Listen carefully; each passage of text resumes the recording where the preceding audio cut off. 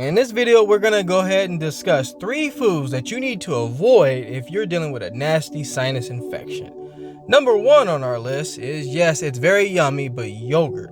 Yogurt is known to make sinus infections and sinus problems worse, especially if you have an allergy sensitivity. Yogurt might be great for your gut, but not if you have sinus issues. And one of the main problems with yogurt is that it increases the production of phlegm, which leads to more congestion. Even if you want to include this in your diet, avoid consuming it at night because it can really congest your nasal passages and disrupt your sleep. So next time you go to the grocery store and you're looking for an alternative and you're dealing with a nasty sinus infection, there are other types of yogurt that you can consume. There are more soy-based yogurts or almond-based yogurts, but of course you want to be very cautious, as if you have the sinus infection, it can really make things worse. And number 2 on our list is consuming too much red meat. Now, I know there's a lot of carnivores out there, but when you have a nasty sinus infection, one of the things you really want to minimize is the consumption of red meat. When it comes to red meat, it is a protein-rich food. High protein can lead to a mucus accumulation in the body, and this can also increase the congestion, worsening the already existing sinus infections.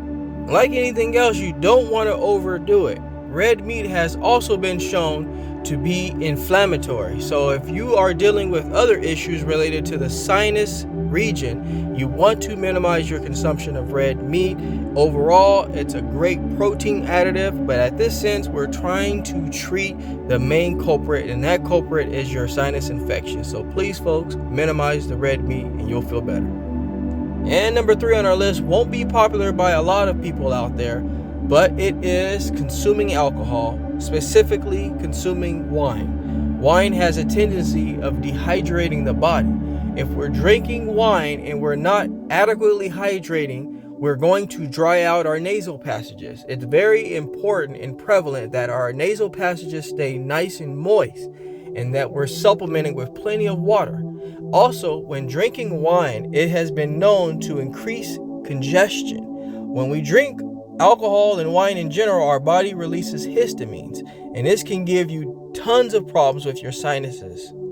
So as we're dealing with that infection, we're going back to our doctor's visits. We're telling them, hey, that medication you put me on is not working, and we are actually making the problem worse. So please, folks, it's okay to consume these 3 types of foods in moderation, but overall, we need to limit all of these foods that I listed here if we're dealing with a nasty sinus infection, because it can only get worse, and sinus infections can definitely become something very chronic. So please, folks, do your absolute best to try to minimize these 3 foods specifically.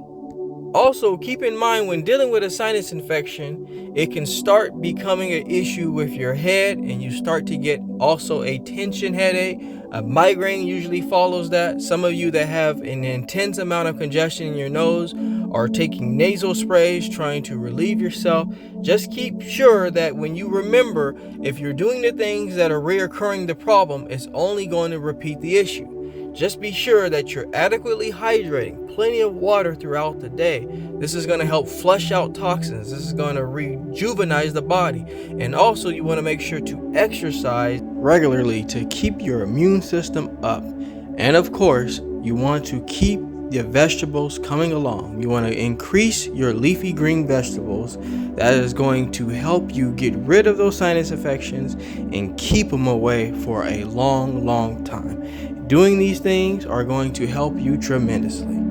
Alrighty, my wellness people, that concludes our segment for today. But in the meantime, I'm going to go ahead and step out of the J Wellness studio and leave you in good hands with this video. I ask you all to subscribe to my channel so you can get the latest, greatest health and wellness videos, motivation, yoga, and meditation. But before I let you go, I'd like to leave you with one thing. Being well is feeling well. Feeling well is doing well. Doing well is living well. Take care, everybody. Talk to you soon.